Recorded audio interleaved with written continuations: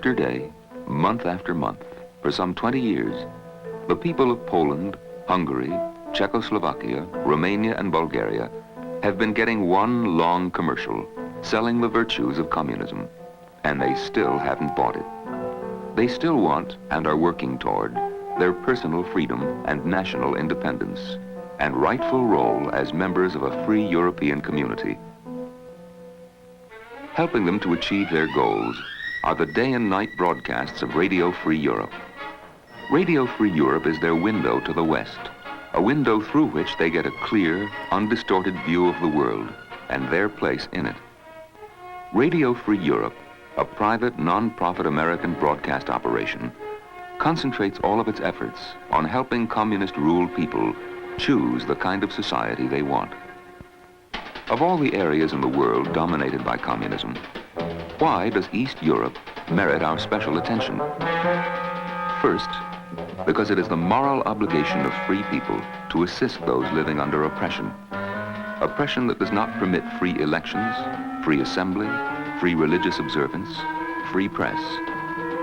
And secondly, it is in our own interest to encourage an independent spirit in East Europe, a spirit that doesn't blindly follow the dictates of Moscow or of any foreign power, a spirit seeking gradually closer ties with the West. Strategically located, East Europe, with its vast resources, stands between the free world and the USSR. East Europe has formidable military power. The standing armies of East Europe are equal to the total combined armies of Great Britain, France, and West Germany.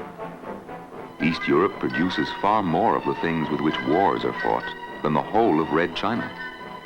East Europe has a 5-2 advantage over Communist China in the production of steel, chemicals, oil.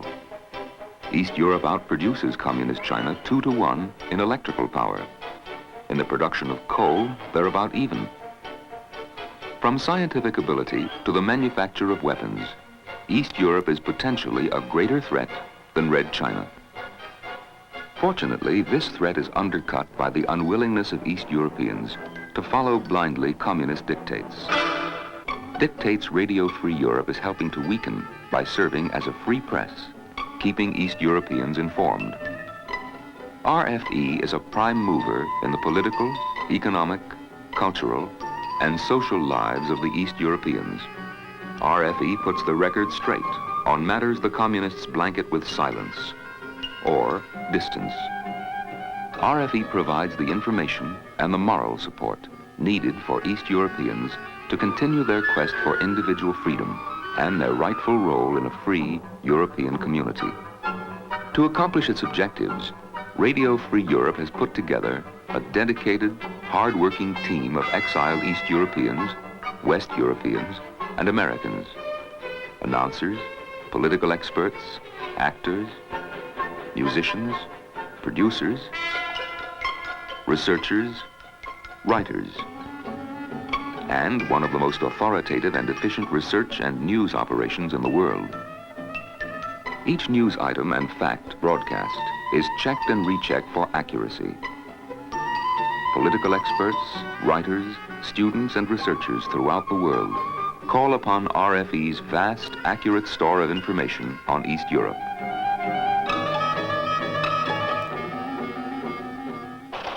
Each day, almost 1 million words of news, as many as are in both the Old and New Testaments of the Bible, flow into Radio Free Europe's central newsroom at its headquarters in Munich, Germany. News forms the backbone of RFE's broadcasts. It is received from major free world news services and RFE's own news bureaus in New York, Washington, D.C., the United Nations, and 10 principal West European cities. To find out just what the communists are telling the people, RFE listens in on more than 50 communist radio stations.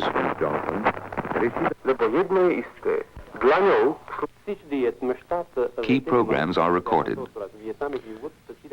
and transcribed for analysis by RFE political specialists. RFE also monitors communist wire services and reads and evaluates over 700 newspapers and publications a month to stay on top of the propaganda being disseminated by the communists and developments in Eastern Europe. The news is edited and prepared for broadcast. Radio Free Europe's more than 22 million regular listeners rely on these news programs, broadcast every program hour, to get the true picture of international, national, and local news. News that can and does affect their lives and attitudes toward their communist rulers, as well as the free world. Approximately 1/2 of Radio Free Europe's programming time consists of news, information, commentary, and review of the world press. The remaining half consists of music, religion, and special programs designed to appeal to all segments of society: professional people, young people, farmers, women, intellectual leaders, workers. RFE's jazz and popular music programs are a great favorite with East European youth. It symbolizes freedom of expression and the Western way of life they so admire.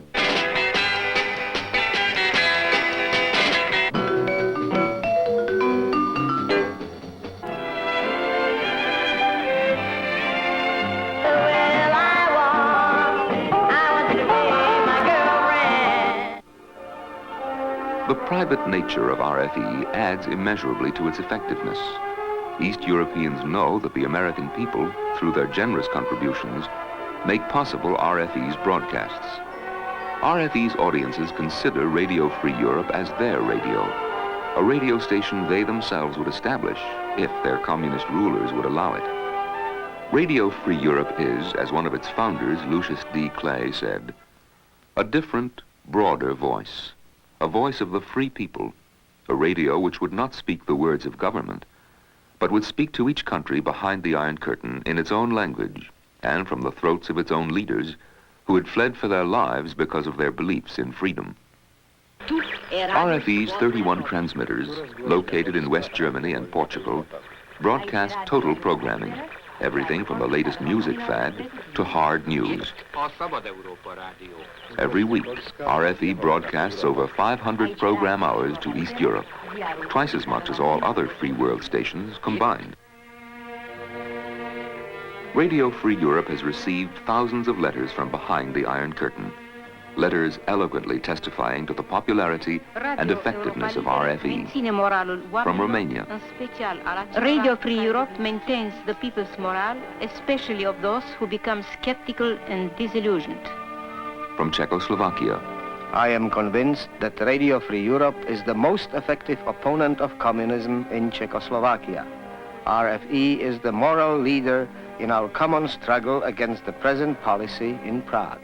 From Bulgaria, from Radio Free Europe, we Bulgarians gain courage and faith in the future, and as long as it exists, we can be confident that we have not been forgotten and that all is not lost.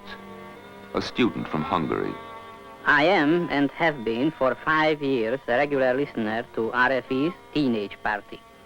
In our town, 75 or 80% of the young people listen to this program, which is the most popular program in Hungary. A mother from Poland. RFE's programs are welcomed by all who miss freedom.